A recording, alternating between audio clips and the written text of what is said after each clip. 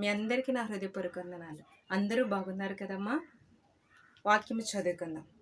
రోమీయులకు రాసిన పత్రిక 6వ అధ్యాయము 12వ వచనం. కాబట్టి శరీర దురాశలకు లోబడినట్లుగా చావునకై మీ శరీరమందు పాపము ఏలనీయకుడి. ఇక్కడ ఏలనీయకుడి అని ఉంది. ఏలనీయకుడి అనే మాట ఒకసారి అర్థము చెప్తాను. యాలనీయకుడి, ఒక రాజు ఉన్నాడు అనుకోండి, రాజ్యం పరిపాలన చేసినప్పుడు అతను ఆ రాజ్యం ఏలుబడి చేస్తున్నారు అంటారు. మన మంత్రులు, ప్రధాన మంత్రులు ఉన్నారనుకోండి, వారి యొక్క పరిపాలన ఉన్నప్పుడు వాళ్ళు వేలుతున్నారు. ఇప్పుడు వారు చెప్పింది మనం చేయాలి. వారు ఏది చెప్తే అదే మనం చేయాలి. వారి గ్రిఫ్లో మనం ఉంటాం. ఏది చెప్పినా, ఒకవేళ ఆధార్ కార్డు మార్చమన్నా, లేకపోతే వారు ఏ కొత్త జారీ ఆన్సర్ చేసినా దాన్ని మనం ఆచరించాలి. దాని ప్రకారం అది ఏలుబడి. ఇప్పుడు నీవు నేను ఎవరి ఏలుబడిలో ఉన్నాం?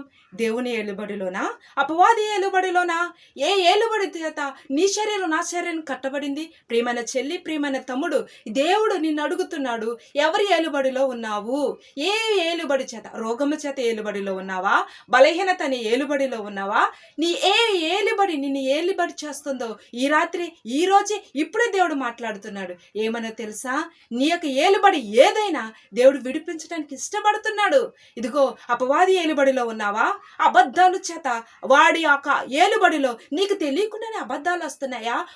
నీకు తెలియకుండా వాడి ఆలోచనలు నీలో పనిచేస్తున్నాయా? నీకు తెలియకుండా సీరియల్ సినిమాలు అంటూ లోకంలో పరిగెడుతున్నావా? ఏ ఏలుబడిలో ఉన్నా దేవుణ్ణి ఒక్కసారి జ్ఞాపకం చేసుకోమంటున్నాడు. ఒకసారి నీ ఏలుబడిని జ్ఞాపకం చేసుకుని దేవుని చేతిలోకి వద్దామా? ఈరోజే, ఇప్పుడే దేవుని చేతిలోకి వద్దామా? చిన్న ప్రార్థన చేసుకుందాం. ప్రభువా, నువ్వు ఏలుబడి చేయాలి మా జీవితంలో. అపవాది కాదు డాడీ, అపవాది కాదు నానా. నీ ఏలుబడిలో నిన్నుటకు నాకు అర్హత దయచేవా? నీ ఏలుబడి నాకు క్షేమము నానా.